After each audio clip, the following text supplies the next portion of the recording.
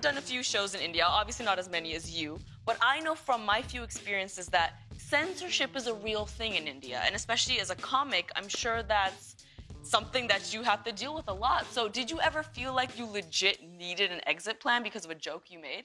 I've gotten into trouble because of jokes that I made, but I often find that, the people who you're making a joke about never have a problem, right? It's people who are like 6 degrees of separation from that person, in love with that person, who have a problem. Like, I remember I was doing a show in Delhi, and I did a show about the ex-president of India. And like an Indian uncle came backstage and he's like, "You can't talk about the ex-president." And I was like, "Well, I can talk about anything I want, but if you don't like it, I will absolutely refund your money."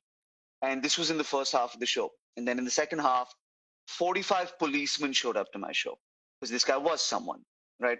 So I'm just like doing stand up and I'm like, "What is up with?" And I just see cops filling up like in the man. auditorium. And then they came back to the green room and they were like, "You did a joke about the ex-president?" And I was like, "Yes, I did." And they were like, "What was the joke?" And I told them, and they was like, "That's a great joke." And then they had a sandwich and they went home.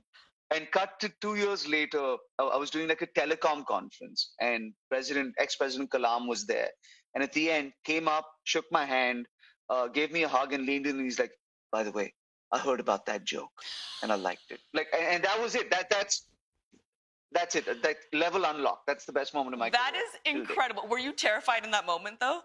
Absolutely, because you never want a president like leaning into your saying something. Like, you always expect him to say something like aliens exist, not like I liked your joke. Okay, well, that's epic. I love that. And also, I just want to say, as a fan, thank you so much for being a stand-up comic because it is really important to a lot of people. Hey, thank you. I mean, as a good comedian, you will never attach any self-importance to what you do, but it is lovely to hear that people enjoy your work. And like I said, this sounds like big brotherly, but I couldn't be prouder of what you're doing and the way you're putting us out there, and the way you're doing it in just a really authentic, simple kind of way. I love that you have this fancy show now, but you're doing what you do.